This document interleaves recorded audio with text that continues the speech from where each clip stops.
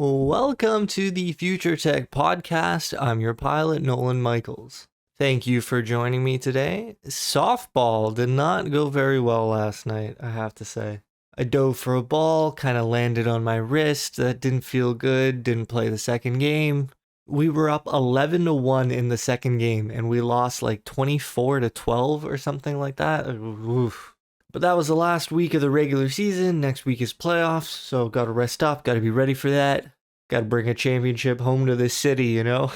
What can we start with today? Maybe that the new school year is beginning, and this might be the first school year where the education system is in fact prepared for teaching with AI. At least you can hope that they're prepared.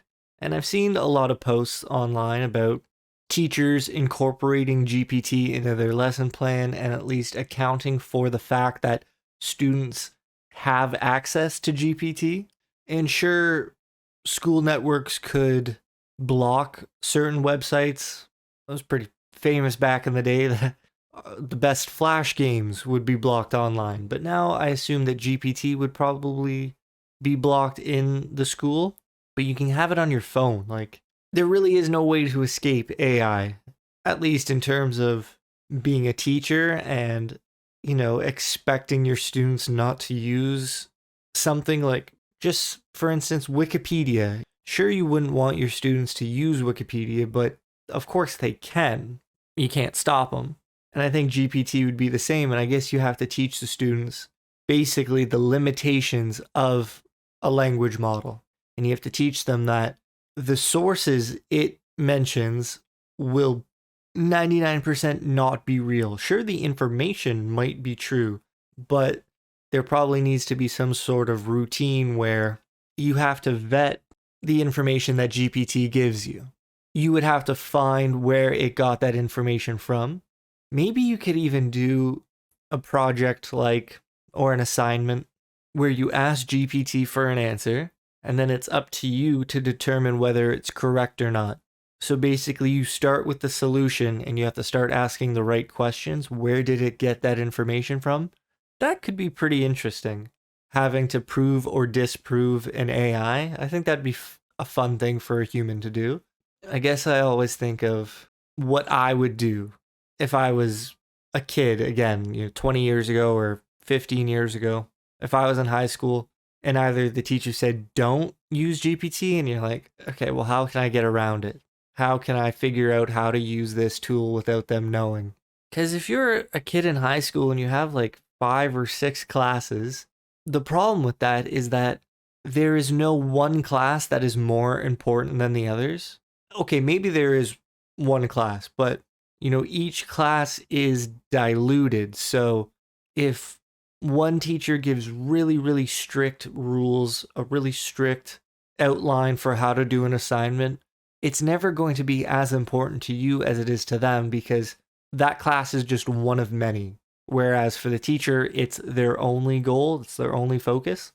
And I think that's really a hard game to play from a faculty perspective to a student perspective.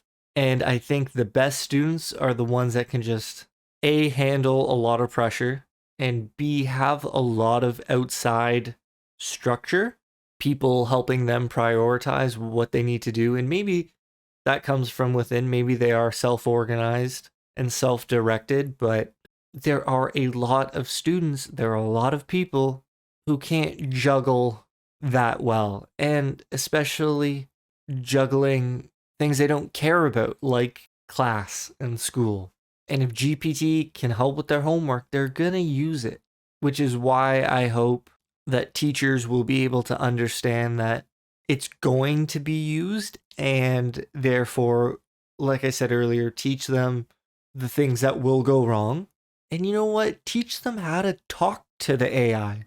Teach them how to write a prompt. And I don't like the sound of prompt engineer. I think it's silly to describe yourself as an engineer when you're just talking to something. Like, if you're a really good communicator and you're a really good leader and a really good supervisor, are you a prompt engineer just because you can get the best out of your team?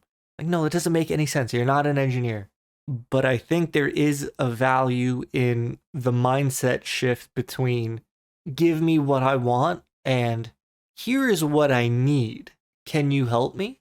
And maybe I should make like a dedicated video about this on my other channel, but I have a tough time thinking of how I could pull it off because would it sound like an essay? Would it be a mini lesson? Like who would I talk to? I really don't know who is having a problem and I don't know how I could deliver the message that they need to hear. It's almost like a one-on-one lesson, and I'm really good at one-on-one lessons, but when you have to apply that lesson to the broader class, I have a hard time formulating videos with that in mind because it's so easy to get what I want from GPT, and I struggle to see why other people would have a problem, and I don't know how to help. I'd really like to figure that out though. So please, if you have anything in mind or if you have a specific problem you couldn't get GPT to solve, please let me know. I'd love to help because I have gotten it to help me with so many things. I got it to help with the layout of one of my designs for one of my prompt packs. I was making the prompt pack, I was putting it together, and I wasn't happy with it. I didn't like the look of it, and I didn't quite know why. I'm not trained to be a designer. I like design. I know what looks good and I know what looks bad, but I don't know how to bridge the gap. And I literally explained that problem to GPT, and it step by step showed me the things I could do differently. Actually, it gave me like a list of 10 things I could do. And I singled out a few of those and I asked for more instructions on how to actually do it. But the point I'm trying to make is that I don't know if I should be explaining a specific problem or taking a step back and abstracting what I actually did to talk to the thing. Like, first, I explained what I was trying to do. I was trying to create a prompt pack that showed the images that a certain prompt could create, and I wanted that prompt to also appear on the page. I explained what I was trying to do. I explained what my problem was. I tried to put it into words that I didn't think it looked professional. I didn't like the look of it. I explained what I needed. I explained what I didn't like about what was happening. And I asked GPT, can you bridge that gap? Can you take my aim? Can you take my results? And can you course correct? And maybe that's a good way of looking at it because that's probably how I approached every problem that GPT has helped me solve, and it is so helpful. Like, to anyone who ever says that these language models are getting more dumb, it's just so incorrect. Maybe referring to the language model and its censorship as intelligence or lacking intelligence, I don't think that's the right way to phrase it. And I know censorship sucks, and I know people liked it when the AI was more free-flowing. My point is, you just need to know how to talk to it. You have to talk to it like it's a human, like it's in front of you and it's a person and it's your assistant. You have to explain what you need. You have to explain the problem you've already had. Okay, that's probably another big point about these AIs. You have to have tried it yourself. You have to know the problem that you'll encounter. Like, you have to have encountered the problem. These things cannot act on their own yet. If you asked it to design a beautiful page for you, for lack of better words, I don't know if it would be able to do a good job. And it probably would be able to do a pretty good job. But to get the most out of that tool, you need to have tried it yourself so you can explain what you need, explain what you tried, what you didn't like about it, just like you were talking to a person. And then you need to be able to ask for the help. You need to be able to say, can you help me? And another little hot tip, ask it if it understood what you're asking for. Ask it if it understands. I have found that is some of the most eye-opening revelations is, I'm trying to do this, it didn't work. Do you know what I mean?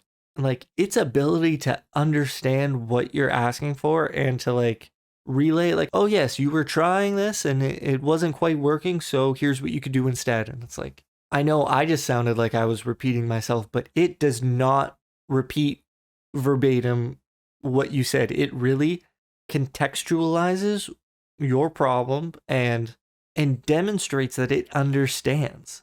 It's really mind-blowing. And you know what else has been blowing my mind? Just how fast GPT really is at producing text. I know I talked a little last week about Midjourney and the speeds of generating art and how it's a little, disruptive to human nature, and it moves a little too fast for you to keep your feet on the ground. Once you know a little bit about how these AI language models work, and I'm not saying I know how they actually work, but the essence behind it is that it'll predict text. It's trying to predict the next logical word, and then it will like cross-reference what it's produced with like another, what do you call it? With like another judgment part, so that, hey, I think this was 95% accurate. And then it will basically ask itself, was I correct? And if it produced a bunch of nonsense, it will swipe that away after, because it didn't actually do what it intended to do. And it's like a little game it plays with itself to try and predict text accurately. But the speed at which it does that, it's incomprehensible. It looks like it's just typing out perfect sentences instantly. And I don't think that's what's really happening. I'm pretty sure it's doing a lot of calculations like instantly, nanoseconds, and then it feeds you the most likely answer. But when you're seeing that just happen in front of your eyes, you're like, wait, what? How does it do that? Going back to the school system for a second, I saw another post about a teacher and how they were concerned with some of their younger students and their more traditional abilities to read and write, and how technology has sort of put a wedge in between how we all used to learn and how learning is done now.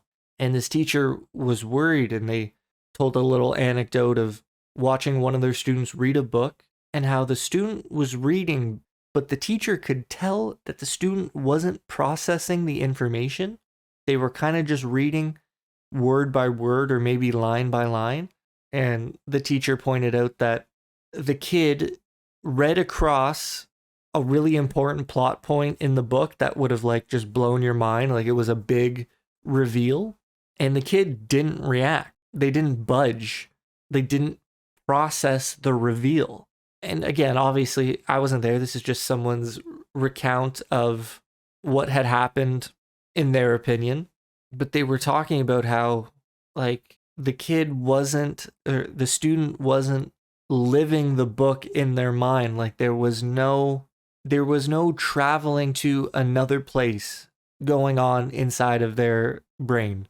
And that really blew my mind, and I don't really know what to think about that. The teacher kind of blamed it on how video has invaded their lives, and in a video everything is processed in front of you, and that's kind of how you dive into a story. And maybe kids have spent too much time with video and now lack that ability in their own mind. And maybe it's just through repetition. Maybe you can achieve that or maybe we all achieve that by just only having books. We didn't have video on demand. Sure, there was video on TV and VHS and DVDs, but you couldn't just have it on your phone. And I think like that's a really scary side effect that definitely has not been tested, probably because people wouldn't want to know that answer. And it is kind of crazy to think that the repercussions of having this high technology on demand is that something like reading would no longer have the same effect on the brain. And that if you tell a kid to read a book, their brain no longer transports them into the words they're reading. It's more just doing the motions. It just goes through the motions of word by word, and that the kid is no longer invested in the story. They're just doing the task. I don't know. That sounds kind of crazy. Okay, and then I see this post on Reddit, and I'm like, be prepared for this. This is a little wild, and it's a perfect example of the glass half full or the glass half empty. In the science subreddit, it says GPT 3.5 recommended an inappropriate cancer treatment in 1/3 of cases. And I think that was meant to signal that a little bit of fear that, oh, you trust these AI chatbots? Look at them. They'll recommend the wrong cancer treatment 1/3 of the time. And I'm happy to say that a lot of the comments pointed out the ridiculousness of that statement first, and maybe the most important. People are like, why are you using 3.5? 4 is the most up-to-date model. 4 is the smartest.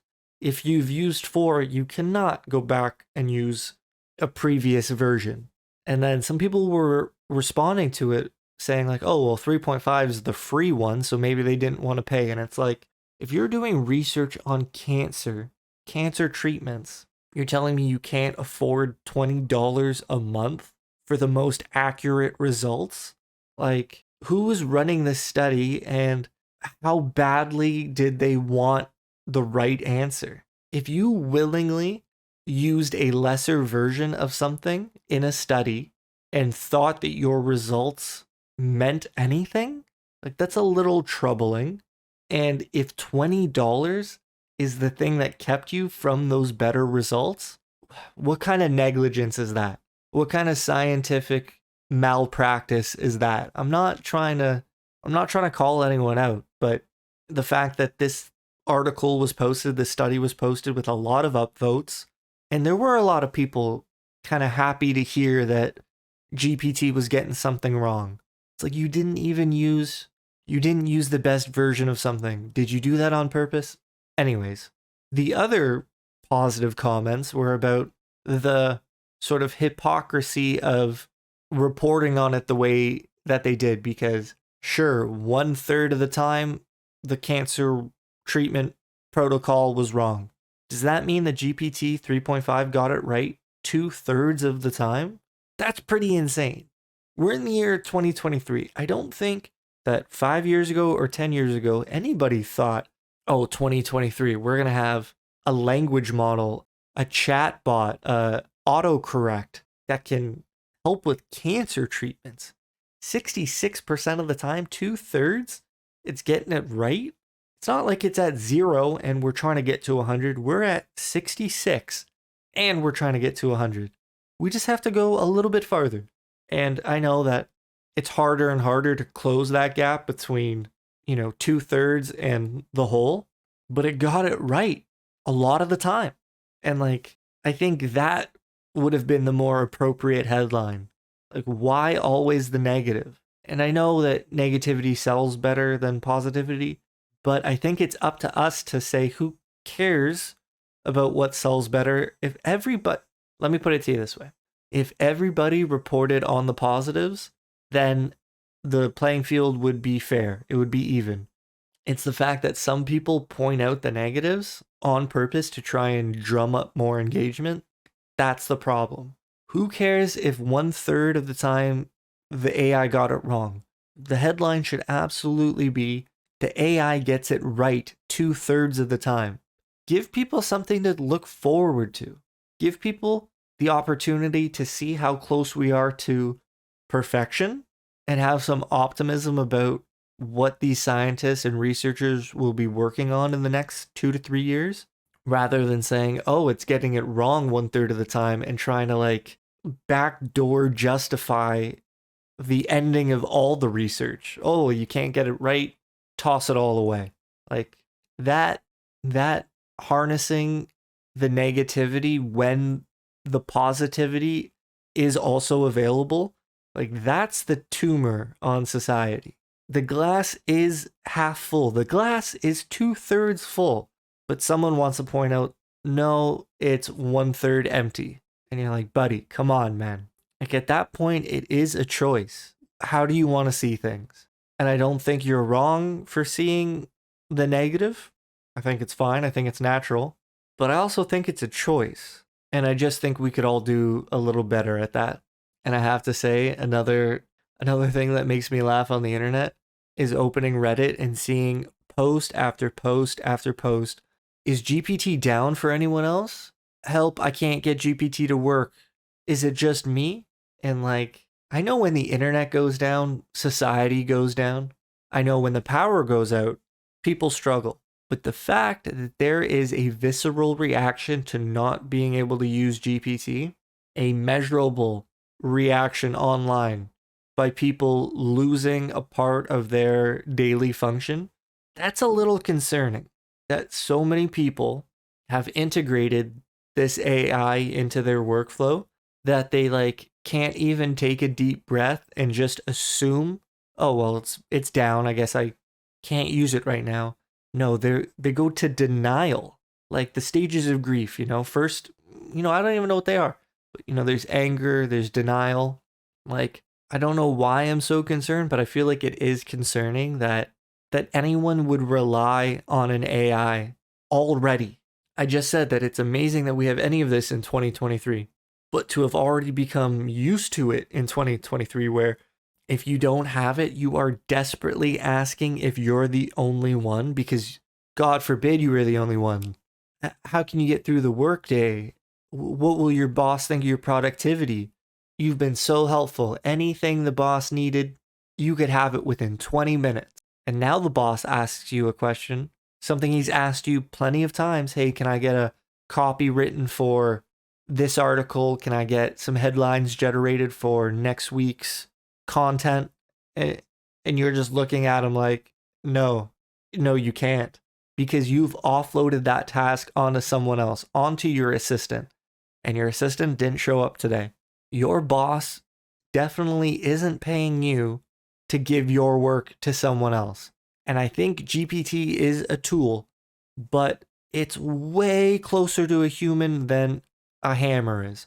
A hammer's a tool, a calculator's a tool, GPT is a tool. But GPT is on the border of useful, helpful tool and person. And I think a lot of people are going to be uncomfortable. Like, if your job was to hit some nails with a hammer and you didn't have the hammer that day, or your hammer broke, I think everyone would be a little understanding, like, oh, well, of course you can't now, you needed the hammer. But if you can't do something because GPT is down, I honestly don't see a single person being understanding of that, having an understanding of that, and being compassionate or having any sympathy for you because, oh, the language model isn't working. People would be like, so what? Do it yourself. And I know I notice this in myself when, it comes to directions and like maps and driving somewhere. I have fully offloaded that part of my brain to GPS. And I've had friends mention that, like, oh, they don't use GPS because they don't want to rely on it. And I get that totally. But at the same time, GPS exists. It's here, it's real. You can use it, 99.9% of the time. I feel like not offloading that task is somehow a detriment to your potential. Like, it's no longer something your brain needs to do. And you could argue whether that's a good thing or not. Your brain is definitely capable of remembering directions and having spatial awareness of where you are and where you need to be, but it no longer needs to do that. And I know for sure, I no longer have, like, I can remember if I had driven somewhere once, maybe twice, I could get there no problem. You just had to have done it. And now I'm not really good with that. I don't internalize my route as much as I used to, because if I ever needed to get back there, I would just bring it up on the GPS. I get a little worried about that when I use GPT for something, for sure, but I'm way more worried about everyone else. Like, how many jobs are now not only being done by the AI, but how many jobs and how many people are now willingly losing that part of their brain because they see that they don't have to keep it anymore. And I think that's a really big problem, because if you're using GPT for your job, why couldn't someone else use GPT for your job? Like, what do you matter anymore? What do you matter? If you're not even doing the job, you're just figuring out a way for it to get done. Isn't that like the essence of being replaced? It definitely makes me a little concerned. Okay, this next topic is going to be a little more philosophical. Basically, what I'm saying is I don't have a right answer. I don't know. These are just some thoughts that have passed by me recently, and I'd like to know what you think about it. Does positivity lead to success? And I would say, like, maybe not often. It seems like, and I don't want this to be true, but it seems like it's true that spite and revenge seem to drive people. Like, how many people have amounted to nothing because they had really supportive friends? And I heard a story recently about a guy, and all he wanted to do was prove his dad wrong. And he's accomplished a lot because of that. And he recognizes it as his internal motivator for a long period of time. Now, I don't think it really matters to him much anymore, but for a long time, he didn't want to live the life that his dad wanted for him. And a lot of negative emotion came out of that and propelled him towards whatever life he has now. And I couldn't help but wonder, who would he be if his dad was supportive? What if he had a really good support group saying, oh, you can do whatever you want? Why do I feel like the propeller wouldn't have spun as fast and it wouldn't have been as strong? It wouldn't have had as much inertia and exertion. It wouldn't have put him where he is now. Would he have still gotten there through some other means? Maybe the idea of destiny and that the end goal has already been achieved and your path to that goal might change. You don't know it because you're only living the one timeline, but you are always going to end up there. Some people believe that. Who am I to say whether it's right or wrong? But I do wonder, not really about successful people and whether they would have been less successful in different situations, but I wonder about how many unsuccessful people, how many people are struggling because of the lack of negative emotion. I don't know the right way to word that. Positivity is good, support is good, but why does it seem that revenge and trying to prove people wrong gets certain people farther? Or just the fear of death and the fear of not wanting to be somewhere is way stronger of a motivator than just trying your best. Like, hey, try your best on that test. Study hard, try your best. Versus, if you get below 60%, you're going to fail the class, you're going to get grounded, you'll have to take summer school. The test is the same, but the motivation is different. Just try your best versus consequences. I'd like to think that the situation with the consequences being clear is going to lead to way, way higher results. I'm not saying that's a good thing. I'm not saying that that's something we should strive for. You shouldn't threaten people to do things. But in the event of a threat being present, it seems like people will move faster and achieve more. Like, just to take an absurd example, if you told someone, here, go make some money, go have a job, go do your best. But you told someone else, if you make less than $60,000 this year, again, this is just a silly extreme example. If you make less than $100,000 this year, we're going to put you in jail. Doesn't have to make any sense. The point is, I think that person is going to be more likely to make over $100,000 than if you just, encourage them to try and find a good job and try and become financially stable. They're going to try, but if there is a clear, defined consequence of not achieving that goal, okay, and maybe this just comes down to defining the goal. And not achieving that goal will be the consequence itself. And I think it's hard for a lot of people to define their goals. It's not clear what we should be doing when everything is accessible to us. You can literally get a Harvard education online. They post free lectures. How many people watch these lectures? 0% of people? 0.1% of people? Less than 0.1% probably? I've never heard a single other person bring it up other than myself. And I remember being in university and I learned that, I think it was like Stanford at the time had their lectures online. And I clicked on a course about computer science and I started watching it and I'm like, oh, that's why it's so expensive to go to these schools. Their teachers are amazing. The best teacher. In one lecture about something I had no idea about, I saw a teacher that was better than any single one at my school. Hands down. Clear as day.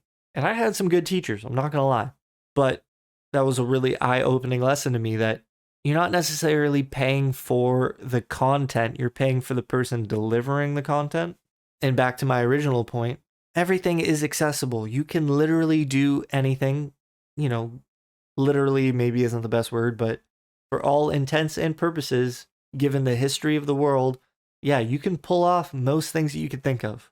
But that's the problem. What do you think of and what do you go for? If you could do anything, what's the thing you're going to do? I think that's a really hard question for a lot of people to solve. It took me a lot of years, and I still don't know if I have it figured out, and I can only assume that a lot of other people have that same problem, and I think that's why a lot of people just get jobs and then they focus on getting a house and a family and a mortgage. And again, maybe this is just anecdotal, but the midlife crisis is a thing where a dad will wake up one day and just buy a convertible sports car. And people will shrug it off saying, oh, it's just a midlife crisis. Why would anyone shrug that off? Why would we not dissect what just happened? Like, hey, are you all right? Do you have that many regrets that you think something expensive is going to fill the void?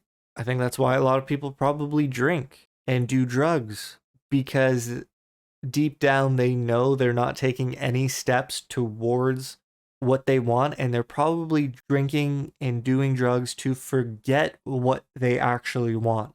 And if they're not thinking about it, then maybe that's the best solution for them at the moment.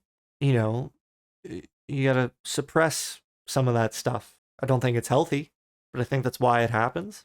And maybe that's why I'm so interested in future technology, because I think it opens much clearer doors for people. Like, if you had a desire to be a creator 20 years ago, where do you start?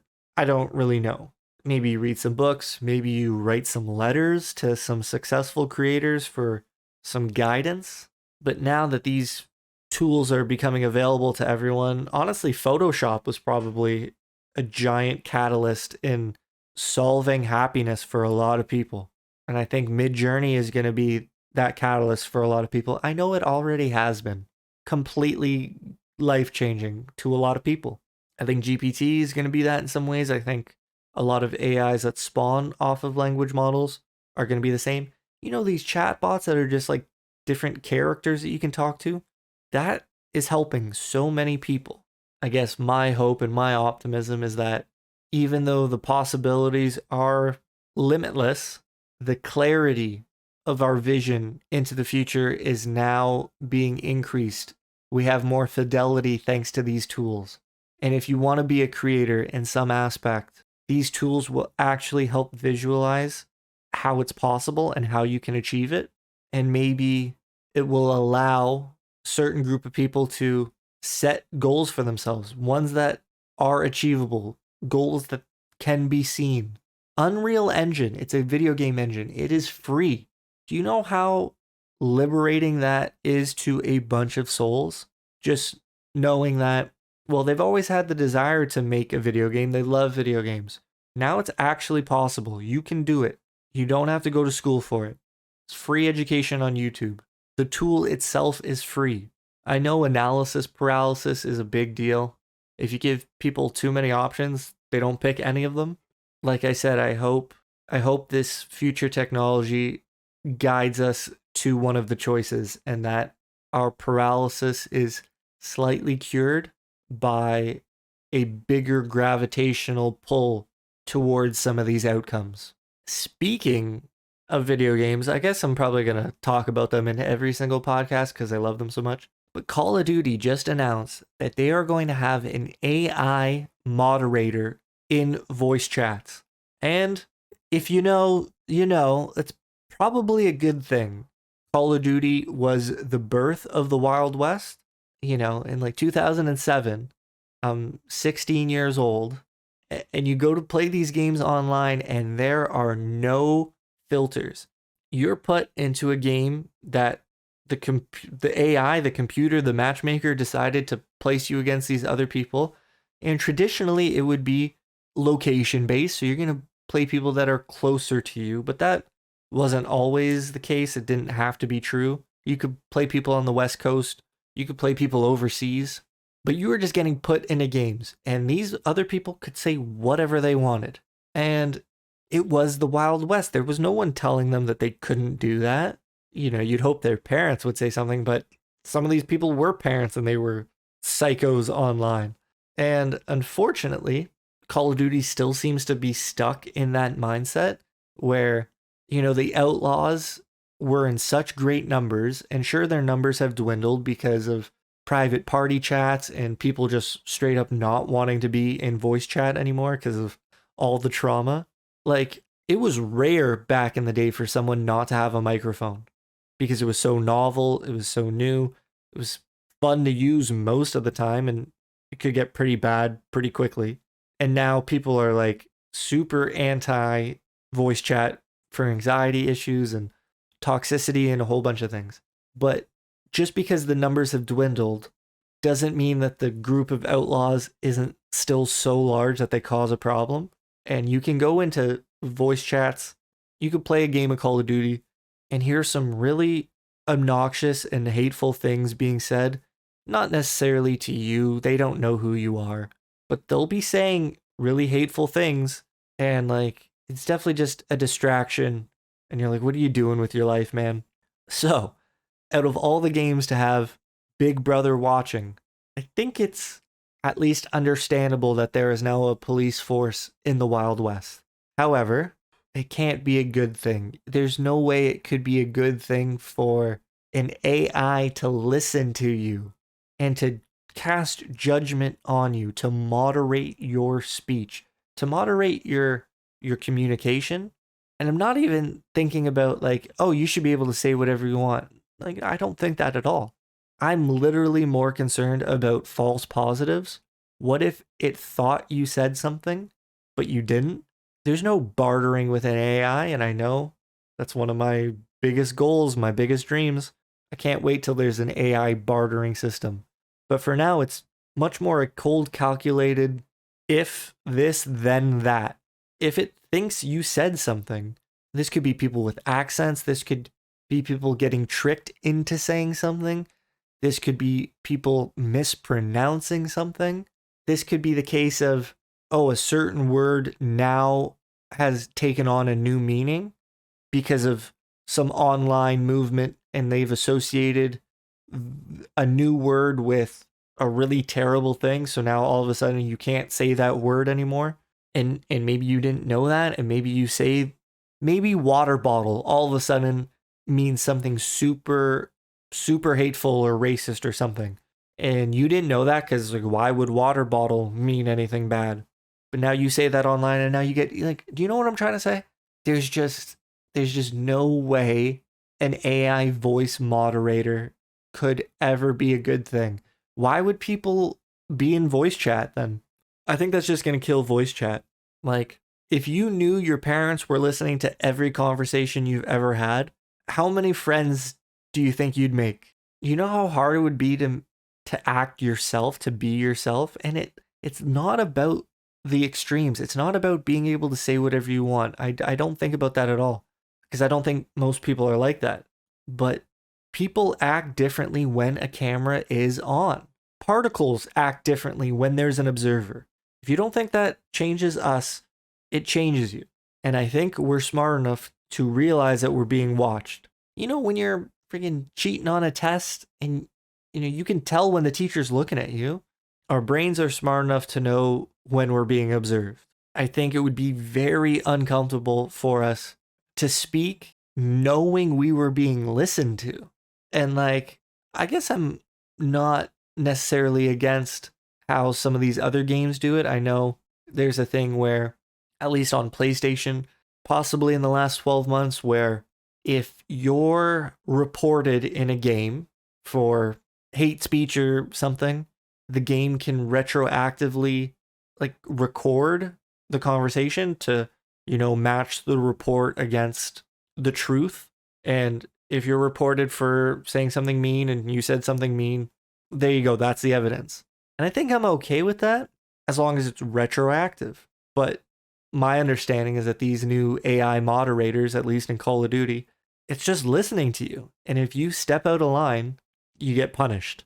Again, I'll say having police in the Wild West, generally 2 thumbs up. It's probably a good thing. But at the same time, it's not police in the Wild West. It's someone listening to you talk. And it's a robot listening to you talk. Historically, robots aren't the best with context. They're like, what if you were playing music and in the lyrics to the song, it said something bad? It referenced whatever you can think of. Is that you? Does it know your voice, or does it just know the words coming out of a certain signal? Your microphone lights up because it hears something, but it was just music being played. And now all of a sudden you're responsible for the words that someone else said without any context. Maybe the AI is going to be smart enough to understand, but why would it be? There's no way you're going to implement something like this and let the AI have any nuance to it. You wouldn't want nuance, because then you get into the problem of, well, they said this, they didn't get in trouble. I said this, I got in trouble. In hockey, there's a thing where basically you can't retaliate. If you get slashed and there's no penalty, you can't slash the other person back. You'll get the penalty for slashing. And you'll say, well, he hit me first. And it's completely understandable.